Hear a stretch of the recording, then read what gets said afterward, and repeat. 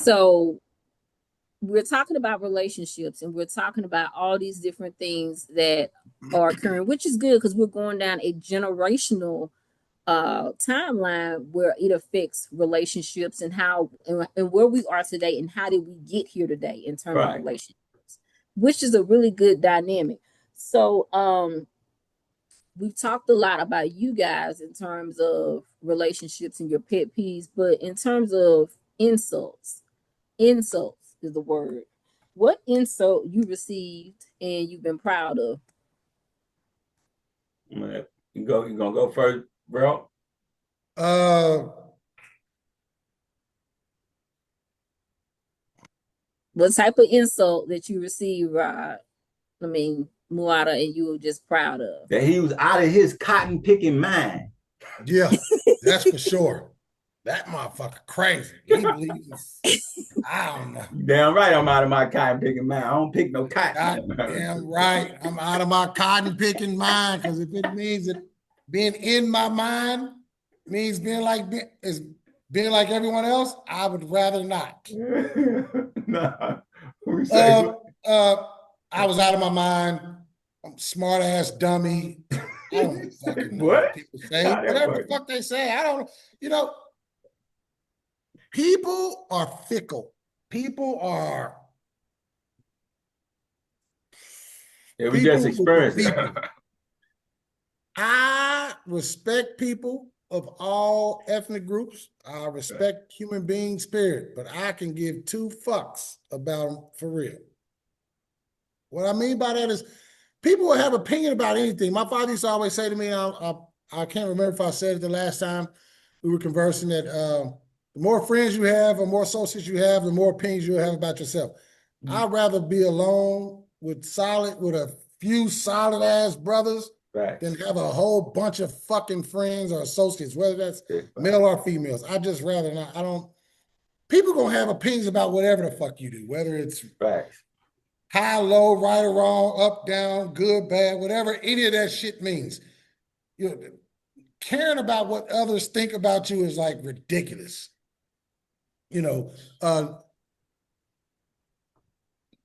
leaving your hat on there, hanging your hat on there is like stupid as fuck. You know, throughout our college stays in different colleges, D and I went to different colleges. We went to different colleges. We didn't just we didn't stay at one college. We went to different colleges. But at times, smart, we went to different colleges. They had universities and you know, cities, state, you know. But yeah, anyway, I would ask people what they thought of me, you know, just to hear their reaction, just to see what I would get from them. Sometimes the majority of them were off. Yeah. Some of them were close. I learned that they're going to think what they're going to think no matter what. You can be a brother, upstanding brother, upstanding sister, what have you. People are going to still think of you in the manner in which they do based on their images of you, their perception and conception of life and ideas of how things are. You know, it doesn't make it right or wrong, doesn't make it true or false. It is just in their brain. People make shit so. It is what it is. I am that I am. So I really don't care. And I'm not saying that to just push it off. It's like, it's not that serious for me. Right. I'm not the type of person that runs around and compares myself to other human beings. You'll hear people say, well, shit, I ain't living as bad as people over there in the gutter, or, you know, well, fuck, you're not living as well as people with billions, you know. Yeah.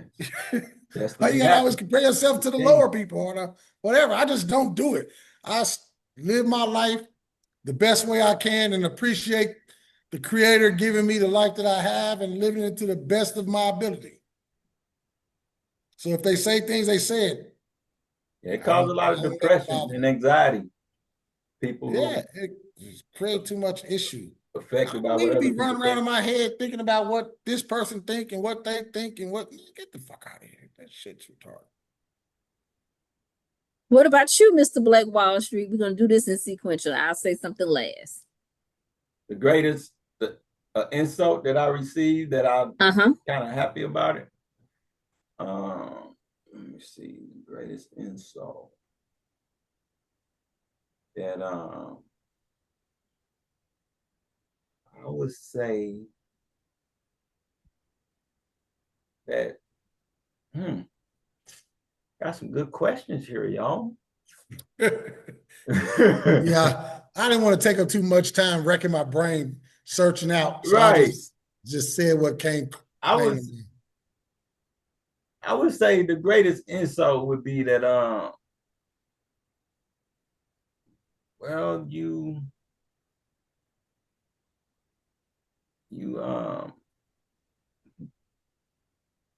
picky. That I like, you picky. Yeah, you picky. You too picky.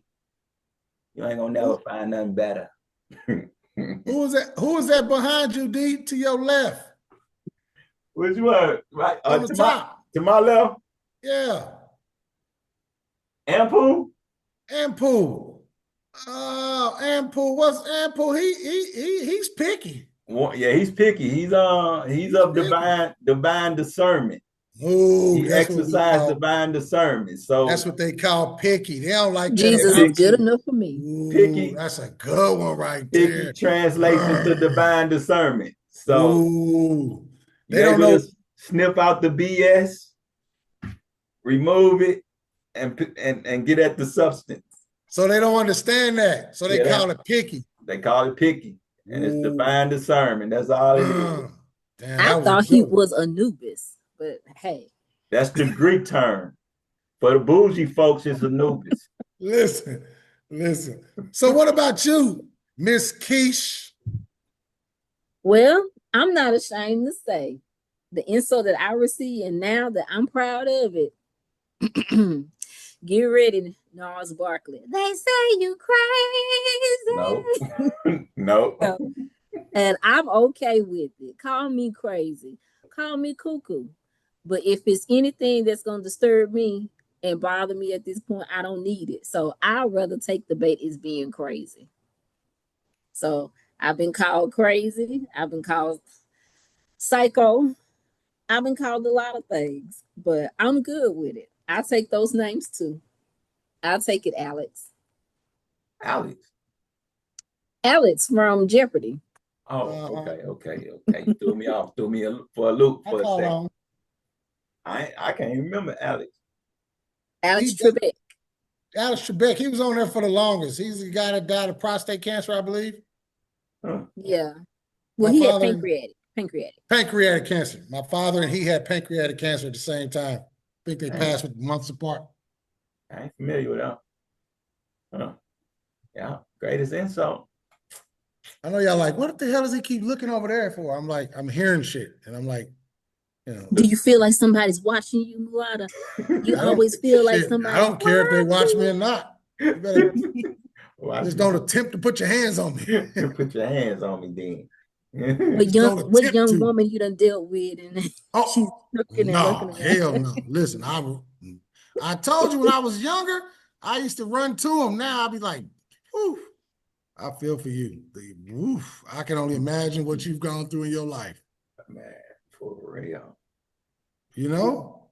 That's a lot. Yeah. Chugging around all that luggage back there. Thanks. Every man you find trying to get up in you, that's a lot to deal with. That's a lot. That's not easy. You can't go nowhere without being haunted. Beauty is a gift and a curse. It can be. So like a man with money, huh? Mr. Black Wall Street, what are you talking about? A man with money? I know you have some money somewhere. For all the ladies out here that's listening in the universe, the metaverse, or whatever, Mr. Black Wall Street has money. All right, go. Check out his stock. Damn, Miss Keish. Is that what we're doing? That's what we're doing, Miss Keish? She's going to throw the brother under the bus like that, huh? Just set him out there, huh? The chemist from Just set him out there. They gonna knock on his door. They're gonna be DMing his ass. Huh? They'll be Yeah, knocking on your go. door, DMing you to my hey, I heard you got that money. I need a high yield savings Yeah, I account. don't want me to get no money. I'm gonna be hard to deal with. So, if I got money, you don't want to mess with me anyway. I told Mr. Black Wall Street that, he gonna age into a stingy old man. He gonna like, get away from me. Get your ass away. Cause he snaps out. He snaps out. Yes, and we have to say Earth of Black Wall Street. Earth of Black Wall Street. He was on a rampage this week, and then when he be like, I'll be snapping, don't I? When I say something about me, I was like, okay, That's what I here was go the saying. chemist When from you say something, you speak casually about it, and people don't take heed to it. They brush that shit off. Brush it off. It don't mean nothing. I guess you got a little bark with it. You got a little bark and attitude with it, then you know what I'm saying? It's something else. Yeah, it's crazy. You can't Why just do I have to do that? Why do I have to say it like that? it's Why don't sad. you just listen? Exactly. and he'll keep that smile on his face for a while. So that's what make it more. I guess it made the young lady more horrified or whatever. I don't know. It make people not listen. Oh, he go, he ain't tripping. And that's sad though. But Ain't that's the world we live in. People take Yeah. everything for granted. Everything is taken for granted. And you could be like, yeah, I'm serious. I'm serious. I know I'm smiling because I'm just saying, that's what I do. I smile. But I'm serious though, for real. Gotta cut that out. Stop it. Quit it. Leave it. Don't do that. Yeah, we can put that in his pet peeve bucket as well. So that's one of the interesting things about him. His pet peeve, spazzing. I don't, Miss Keisha. I don't like when I don't like the fact that we as a people find it cool to disrespect one another. We don't hold our friendships to a higher level of respect. We think when we get to knowing someone, we get cool with someone that gives us the right to disrespect them. The old African saying is you hold your friends with two hands instead of one. In America, you only hold your friends with one hand. That's right. And it bothers me that people feel as though they can do that to their families or their friends, associates, or loved ones. You should treat the people that you sleep with, hang out with, communicate the most with the greatest respect, not the least amount of respect, not a little bit, but the greatest respect, and not treat the person on the street with the greatest respect. You should treat him with respect, or she with respect as a human being, but not the opposite. We do the opposite, but that's that sick ass mentality living around a bunch of sick ass people that's rubbed off on us that we kind of think in reverse about doing shit. We are literally disrespect the people that's the closest to us and respect the people that we're trying to gain friendship from. You know what it is? People start taking, like you saying, they hold their friends and loved ones with one hand, so they take us lightly, and the people they trying to impress and gain the approval of, they pretty much give them all the love because they trying to win them over, and that's a matter of self-esteem. I think that the root of that is an unhealthy sense of self-esteem as well. Definitely unhealthy. And that's why a lot of our friendships, fall apart. Like I know several groups of females that's been friends for 35, 40 years. When I see them, I be like, boy, I love that about y'all. Y'all, after all these years, y'all still cool, no matter what. That's a beautiful thing to experience that, to have friends that long, associates that long, that you still there with them and they still there with you. In this day and age, oh, hell, shit. That shit means nothing. Yeah, for real. Yeah, that's the greatest insult. So yeah, and I think when it comes down to friendships and relationships, because I'm guilty in the past of doing it, taking advantage of something. And if you don't mind, Mr. Black Wall Street, he had to teach me how to hold relationships in high regard, especially when I was getting to know him as a friend and I offended him and I said some insulting things. And she called me a bitch. Some Southern shit they do. Shit from the South. That was the word, right? That was you use, bitch? Or did you say bitch? What was it?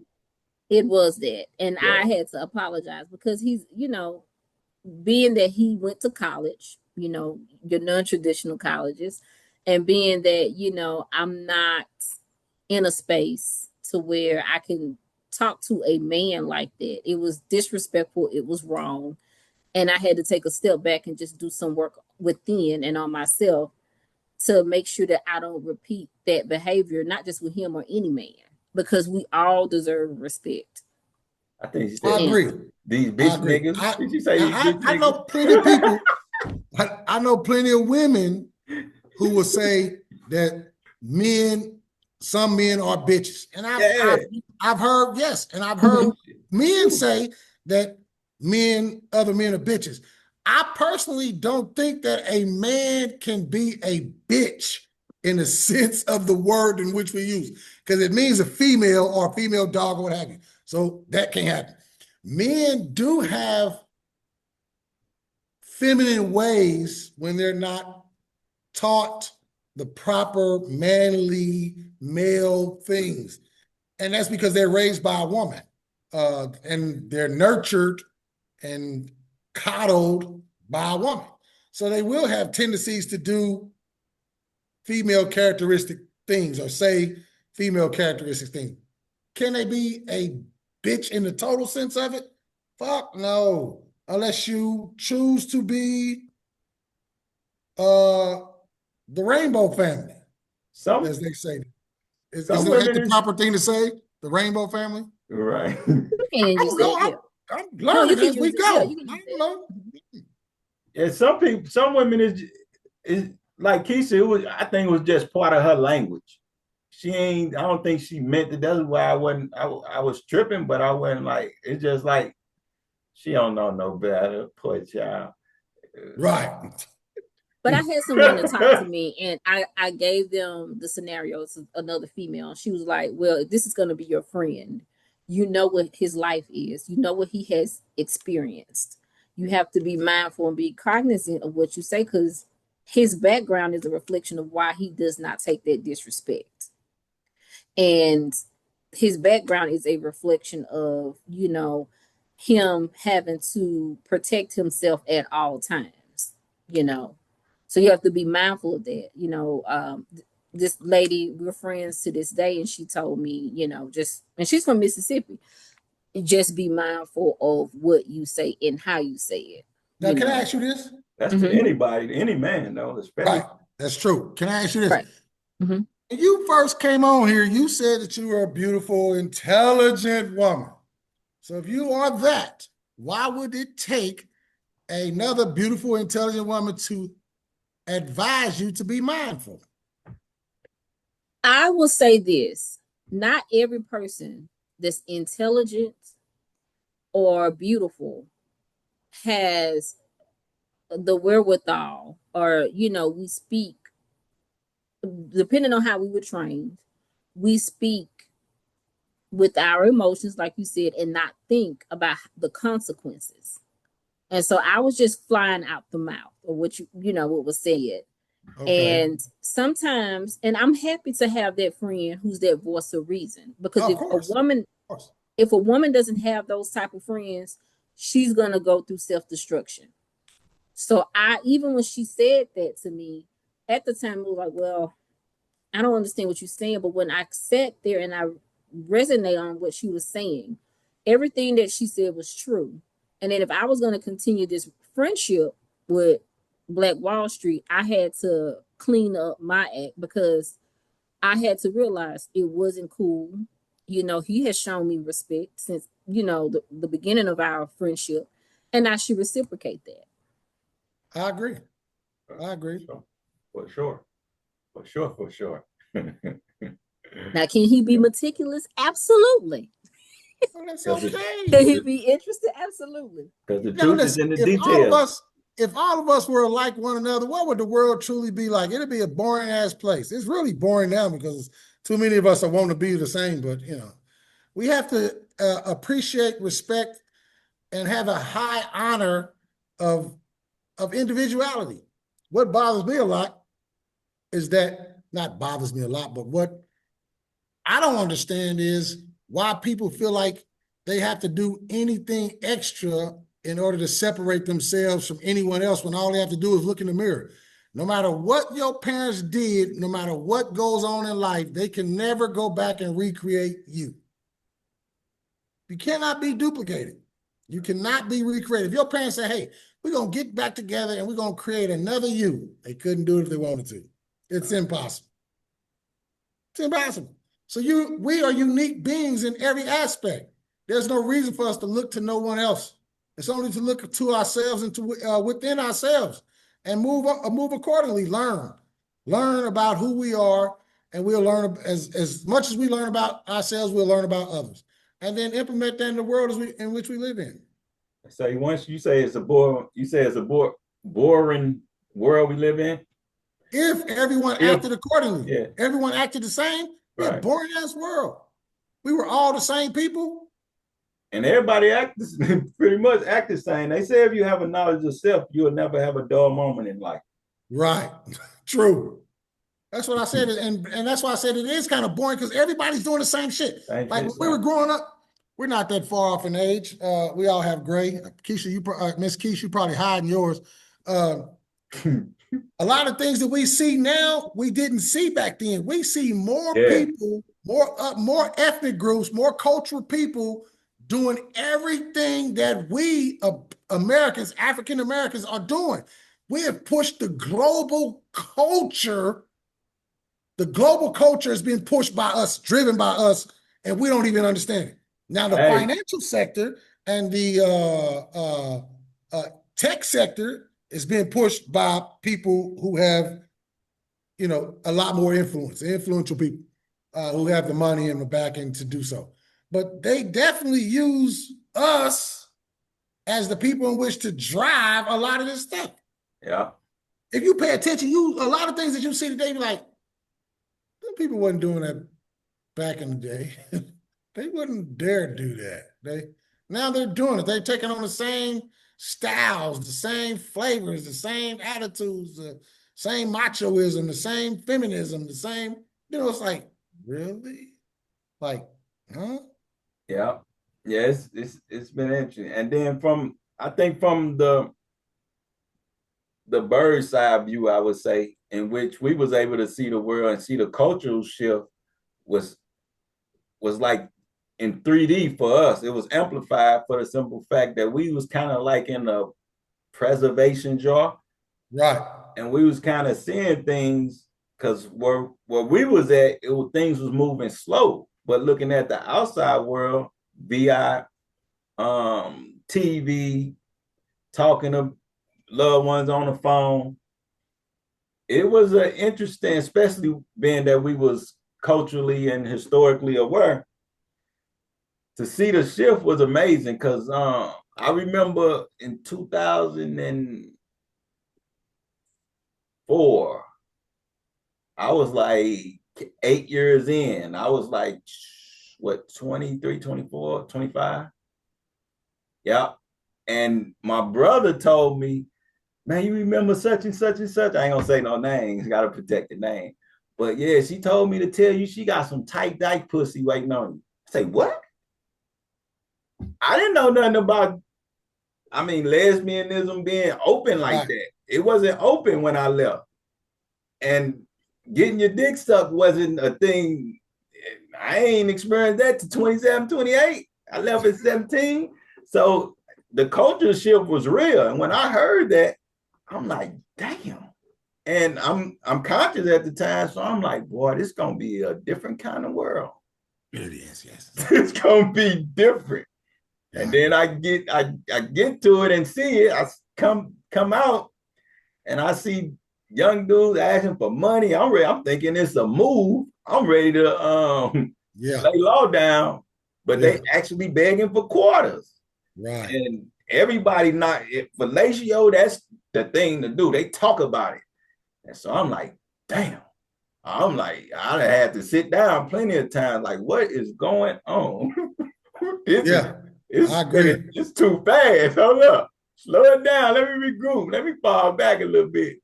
But yeah, it's interesting. Very interesting. Yes. We digressing, ain't we? But it's all good. It's all good. We're conversing. We're So chopping Right. it up. you look at those dynamics of what you just mentioned, like when you went into college, you came back and things are different. These are relationships. So yeah, we kind Yeah. of went a little bit off topic, but not It's too all far off good. to where we can't link it back to like That's relationships and things like that. And I think a lot of what we're seeing is in this society, people with probably poor mental health. That's why they run into these relationships. You know, from one decade, you used to seeing the male and the woman together, but then now you see male and male, female and female. A lot of that could be, you know, mental health, and no judge with anyone in that community or the rainbow community, as Rod would, Muada would prefer to call it. But I think when it comes down to that whole being in relationships, mental health, physical health, spiritual health is really, really the key to keep a person whole. And so when we're thinking about relationships, when we're thinking about being with someone, you can't fully give your all to someone if you're in poor physical health. And you definitely can't give your all to somebody when you're in poor mental health. And that's going to lead up to my next question about what does health and wellness mean to the both of you? Holistically, health is the trifecta. It's the mental, spiritual, and physical. All of it, that's holistic health. All of it has to go together. Mental health is something that we've been suffering with for a long time in this country. That shit's nothing new. It's just a new word that everyone's using, throwing around, kicking around like it's the shit to say. People in this country have suffered from mental health forever. The beginning of this country, even you bring slaves over here and you take a people out of their country where they have a kingly and a queenly mentality, because all of us weren't kings and queens. We get a lot of people that say that shit all the just time. expired to be. It was a mentality. Right. They had the ethics, the morals, the principles, Right. the values of a king and a queen, and they Right. carried themselves accordingly, like royalty. You take them out of their environment, you bring them over here, and you reverse engineer everything about them. That fucked up them mentally. Then you starve them and feed them this bullshit. That fucked them up physically. Then you continue with this mental, with the spiritual bullshit, and you fuck them up that way. So we're doing everything we can to come out of this. And that's a challenge within itself. It's been such a challenge that we say mental health now, we use the term now, as if it's something that just started and we just figured it out. That shit been going on for the inception of this country. Fucking inception of this country for the last 3,000 or 4,000 years. We've been at war with a damn warmongering ass people. That's been going on. That's nothing new. I love Malcolm. I love all our griots. I appreciate their sacrifices in every way, shape, form, or fashion. Malcolm X said it best. He said that lynchings and castrations of the black man, woman, and child, I'm going to say woman and child, black man, woman, and child, were not the most gruesomest thing that ever happened to us. It's the worst thing that ever happened to us is we were taught to wear a mask of self-hate and self-denial. We were taught to wear two masks. In our neighborhood, we act a certain way. In our communities, we act a certain way with our people. When we go outside of that, your parents will say, don't you act like that around the white people. Don't you do this. Don't you embarrass me. We were fucked up, mentally for a long time. So mental health has been real for the longest. So for me, holistic health is the greatest thing that we could ever do.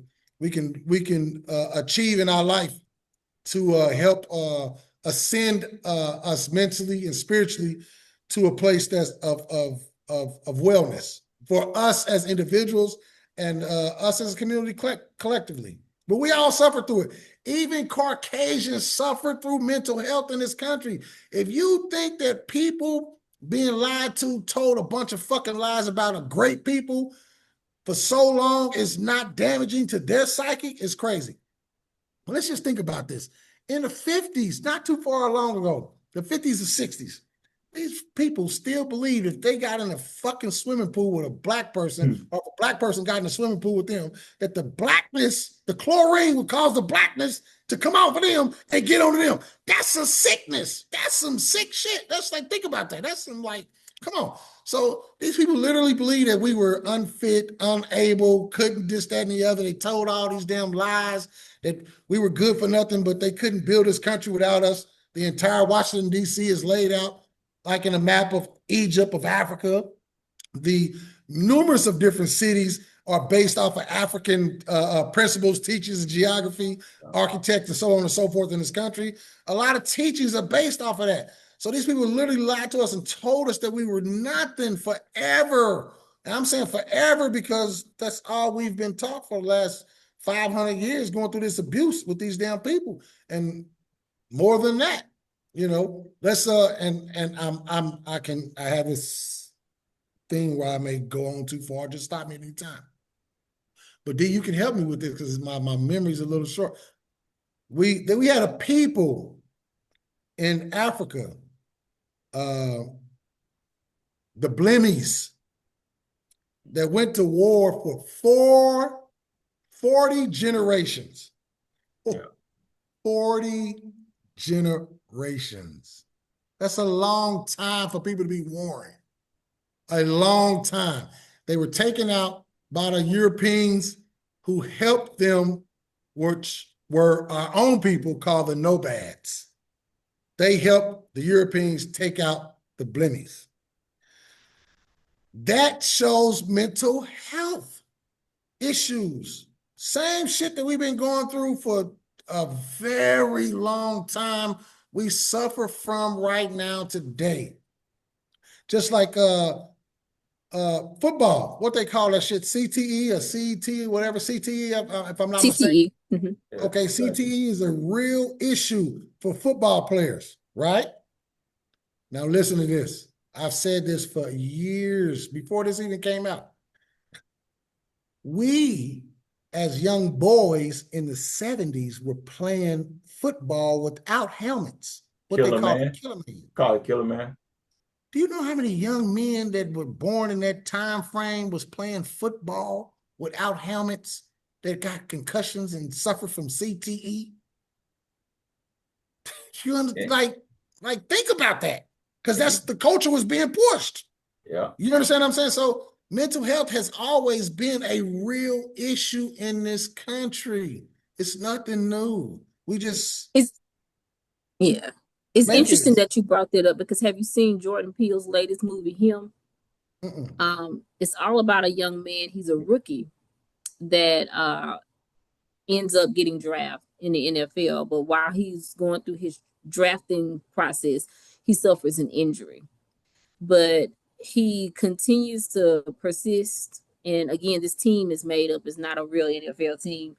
He continues to persist to go and get drafted, but he has to be trained under this well-known football player. Make a long story short, the theme of the movie is about how much these football players are willing to go when they have these minor or these injuries that are supposed to be minor. But then once they overwork themselves, that injury turns into something else. And then there's all other metaphoric expressions in there when it deals with, like, if you're willing to sell your soul for this contract and continue to play more years and incur more injuries, all of that. It has a lot of different themes. I know it flocked in the movies, but it was an interesting piece when you look at it. I'm going to look at it. I'm glad you brought that to my attention. I've been meaning to go check it out. Yeah, holistic health is definitely important, for sure. It ain't can't have one without the other. So if you mentally impoverished, it's gonna show physically. And if you physically impoverished, it's gonna show mentally, because definitely it will cause deterioration. I mean, and then what can you do if you're physically suffering? I mean, there's only so much you can do. But holistic health. Yep, gotta stay fit. That's for sure. Gotta keep that mind sharp. Gotta stay spiritually grounded. I don't know what that means for most people, but for me, it means, staying rooted in who I am, truly am, having knowledge of self, eating right. I'm a vegan as we know it. Shit, that don't mean veganism is for everyone. I stay in the gym. I ain't been there in a couple of weeks, but I've been but I've been doing it over 20 years, so it ain't nothing. That'll come back. But let me see, mentally, yeah, physically, spiritually, holistically. That sums it up. So, and that's what the name regulators come from. It's a regulator's life. So if here it is, we see that there's something we doing individually or as far as our way of thinking, we have self-regulation. We would take and remove whatever flaw it is. We would take and do self-reflection, have no problem with that self-criticism.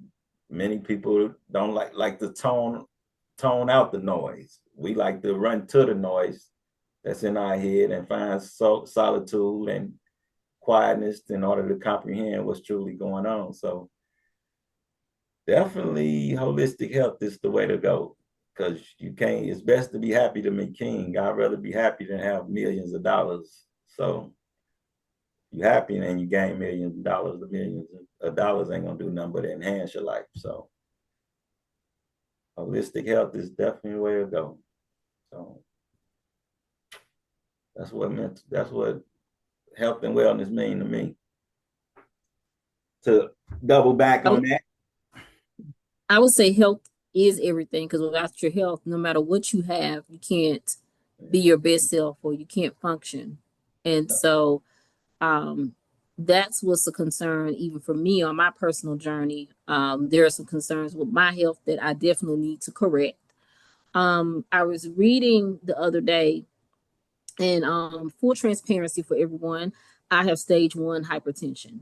I did not know that I had hypertension until I was out one night with some sorority sisters who was at an MC Light concert. And while I was at this concert, I had on some shoes and I was like, these shoes, they're fitting kind of tight. And I didn't know what was happening, but it was like some fluid had built up in my legs. And I was like, I've never had this before. My ankles are really, really swelling here. And so I continued to go on, ignoring the fact that I had, these symptoms in my legs, and also ignoring the fact that I had a headache. No matter what I took Tylenol, extra strength, that did not help. The headache exacerbated, but I was going to muscle through and go to MC Light's concert. She's my sorority sister, so I know Cha Cha Cha and all those other songs that she has. And so I was sitting among my sorority sisters, and I remember we ordered a pizza. If you know about St. Louis style pizza, it is the saltiest pizza Which that one you is ever that? want to put in your mouth. What pizza is that? oh, It's a St. Louis style pizza. It's very salty. What? I don't want you to get off your subject, but what pizza is that? Well, we ordered I think it was a Italian sausage Oh, pizza that's with cheese. why. like that swine. Remember you old swine eater? Let's have a Oh, cup of coffee. yeah. So I continue. So What pizza was that? Was it Emo's? I hate emos, and I'm not from here. Well, So I I thought hate that was a St. Louis style pizza. That's why I it asked. is. It is the St. Louis style, but this was at City Winery, so they make their version of the emos pizza. Oh, okay, okay. And so you know, I couldn't 2 bites into that pizza, I couldn't eat anymore. So I had a sorority sister who was like, "So Roy, you not hungry anymore?" I said, "No, I'm not hungry anymore." She was like, "Well, I'll finish it off." And so she finished off the pizza. But when I came back, home, headache still didn't get any better. I was like, man, I need to go to the doctor.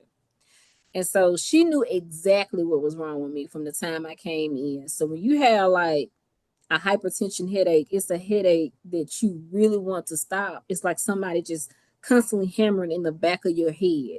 Like imagine somebody having like a little mini sledgehammer just constantly just hitting you. That's what it felt like. And I was just in so much distress. I was like, you got to do something because I feel like I'm about to die. And that's when she looked at my ankles and she looked at me and she said, I'm going to give you a prescription of hydrochlorothiazide, 12.5 milligrams. You have to start taking this. If you don't take this, we will have to take you to the emergency room. Then Wow. she had to tell me, okay, I need for you to take off work and you need to rest for 3 days. I'm gonna write this prescription. I want you to take off. Do not do any more work. And the reason why I say this because I'm concerned about us as Black women because hypertension it disproportionately affects Black women, and it's about 58% of us that are diagnosed with hypertension, and some go undiagnosed because it's considered the silent killer. And That's it's correct. all those things like family history could be part of it, but also our dietary lifestyle. We have to really, as Black women and some Black men, we have to really take charge of our health and take control of our health. And get with a guy like me and brother Mulata who gonna, That's real talk, you though. ain't gotta worry about all that, Now, I was a, I did, I was a vegan for 2 years. I was a vegan for 2 years. I loved veganism. I probably felt the best I've ever felt in my life being a vegan. Uh, I didn't quite understand how to eat as a vegan, and I had limited resources. So, that kind of changed my attitude. I eat fish. I do eat fish. I just started eating chicken again. Don't judge me. About 6 months ago, I started eating chicken again. I don't eat it as much, but I will eat fish way more than I eat anything else. I eat a lot of times now that over the years I learned more about nutrition and how to take care of how to feed the body. So I know how to eat a lot of stuff. A lot of times I'll go days and weeks without eating meat. It won't bother me.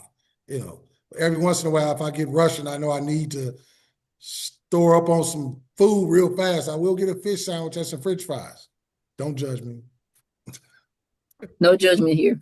Yeah, when I was in college, they say it could have been white coat syndrome that I had, but So they tried to they tried to diagnose me with hypertension. But I found out, I went and looked up, of course, what the medicine do, and then I just started what I started doing because I know they got like a pill to reduce high blood pressure, and then they give you the potassium pill, right?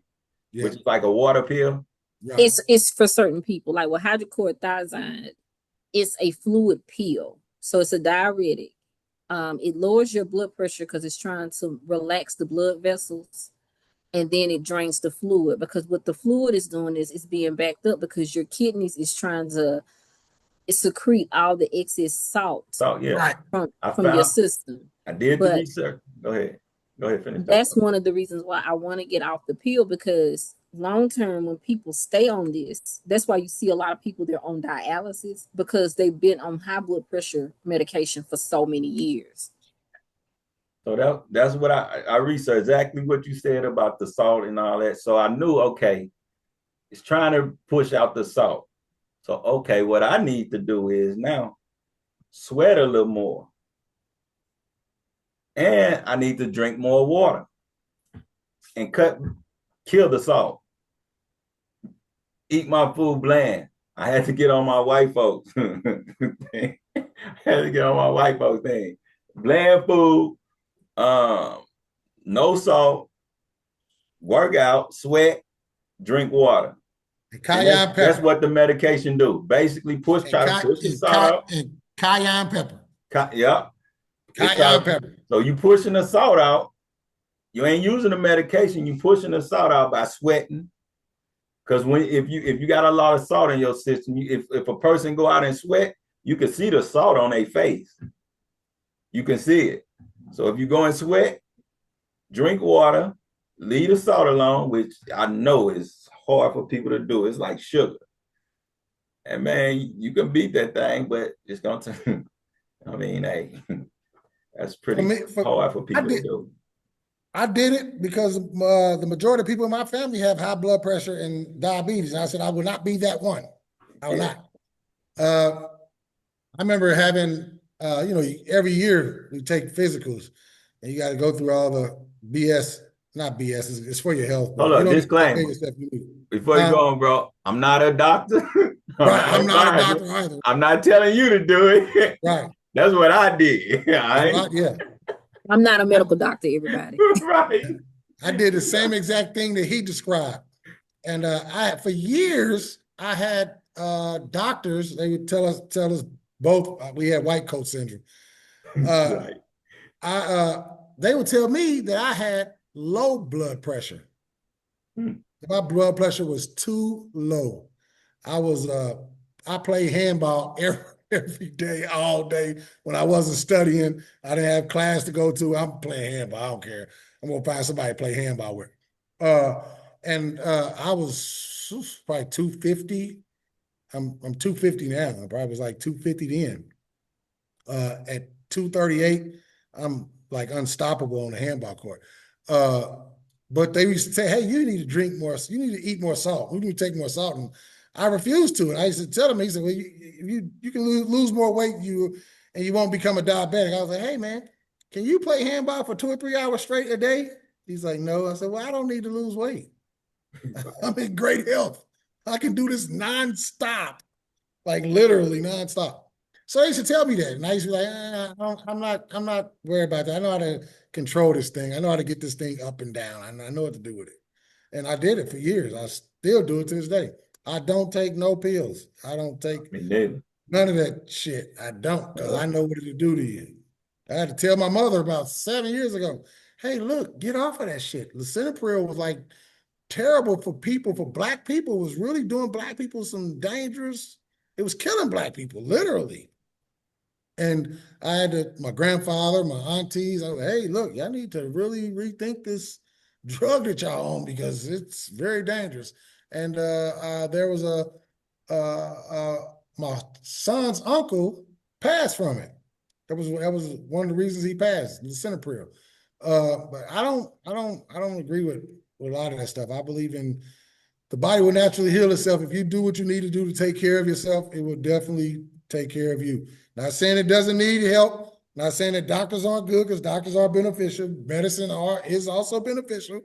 But there are there are alternatives that can help you cleanse yourself.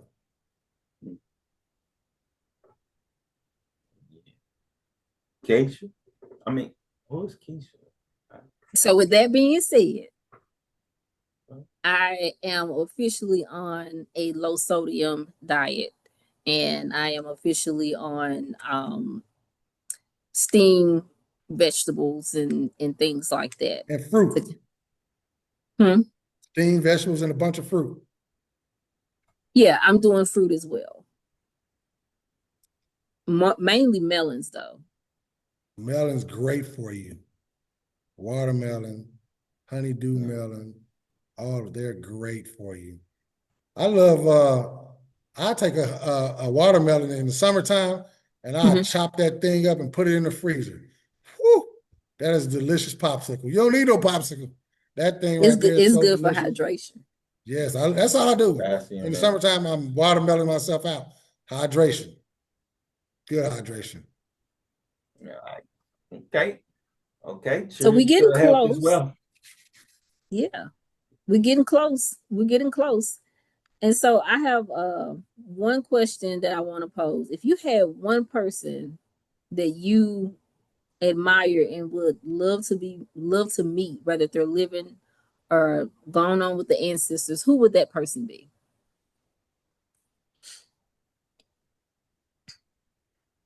If what again? If you had one famous person that you would like to meet, whether if they're living or if they're gone on with the ancestors, who would that person be? Famous? Yes. One? Only one? We can spread it out. For me, I would say Imhotep. For sure. I would agree with you and say Imhotep also, but I'm not able to say. I don't know if he's famous, but hey, he's famous to me and a bunch of he's definitely famous to me. The multi-talented, multi-genius, architecture, physician, expert at law, god of medicine, where they got the Hippocratic oath from, hypocrisy learned from. Yeah, for sure. I would like to talk to him for sure. Right. What about y'all? What about you? I say if it was somebody that was let's say in the distant past, I definitely Imhotep is the greatest to learn from. I would love to have met Malcolm.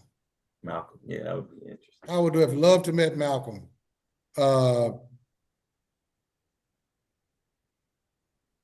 Kwame Nkrumah. It was a lot of them brothers. Nelson Mandela. There's not just one. Yeah, hello. There's not just one. There's not just one person that can say I would meet. Who? Shaka Zulu. Shaka Zulu. Toussaint L. Overture. Dazzling the Ferocious. This is a lot. There's a lot. You know, there's a lot of people. I would have liked to met Doc Ben, John Henry Clark, George and Jonathan Jackson. There's too many people not to name. You know what I'm saying? There's too many people not to name. Hello. Yeah, we did an overkill on that response. Mm-hmm. Yeah. For sure. Someone who the people who I would like to meet, you know, is Dr. Betty Shabazz and Coretta Scott King. And one of the reasons why is because they had to carry on after their husbands were slain. But I lean more towards Dr. Betty Shabazz because I really want to know what it was like for her to raise 6 girls after the slaying of her husband in the Audubon Ballroom. And I really want to see how that trauma impacts her. You know, I know Malcolm's death was a tragedy and it impacted his daughters. You know, he had a daughter, one of the twins, she passed SD and Keisha, a couple of years back. I'm listening. And so, you know, it'll be interesting to see how did she find the will to survive after Malcolm's assassination. Yeah, Malcolm. Yeah, both of them women would be great to meet. I would. There are a lot of great women I would like to meet. I would like to have met Nina Simone, Asada Shakur, Afeni Shakur. That's definitely her. What's my girl's name over there in the sister that ran hard over in Africa? What's her name? You talking about Black Diamond? Is you talking about her? She out of Liberia. She was out of Liberia? You might not be talking about her. So which one are you talking about? This Black Diamond, she's out of Liberia. She looked like a regular sister, thick, but kept that 4'5" on her hip. And oh hell yeah, I would have loved to have met what's her name? Black Diamond. What's the woman's name? And she's still living, I think. And they call her No Retreat because she would go into enemy territory to free the other sisters that they done captured. That was her comrades. Right. And this was recent. This like, I mean, I had found out about her like 15 years ago, 10, 15 years ago. That's recent enough. But Queen Nzinga? That's who you talking about? Mm-hmm. Queen Nzinga. It's a lot of them. The names go back. Nefertiri, not Nefertari. Nefertiri, not Nefertiti. Nefertari. Yeah, Nefertari. It was a lot. It's a lot of them women I would like to meet. A lot of people. It's kind of challenging to just name one person. Right. You like know? you're doing disservice to the others, huh? Right, yeah, because it's too many of them. And I would have liked to meet Dr. Sabi. I would have liked to What? meet Without a him. doubt of Yeah, for contradiction. sure. For For Yeah, sure. sure. the Well, I met, father, the yeah, patriarch of holistic health. Yeah. yeah, I met, yeah, him. Well, I was going to say, yeah, I met Layla. I spent the weekend with Layla, Africa. So I got pictures of me and him in his house. And Queen Afua. I would love to meet Queen Afua. Oh, for sure. I mean, that's what I'm saying. There's too many to name. There's too many. Yeah, you can There's go too many all to Yeah. day. name. Because a lot of the brothers that was up there in Chicago, there's too many of them to name. There's too many brothers in there. There's too many freedom fighters that that stood up for our people that I would love to communicate with. Mm. Fred Hampton, Stephen Biko. I mean, it's a lot. There's too many of them to name. There's too many of them to for name. sure. That's for sure. So, Wow. So this has been like one of the best times to kind of come together with both of you and to lay it all out, because that's what Regulator is all about: regulating the mind, body, the Regulated soul, life.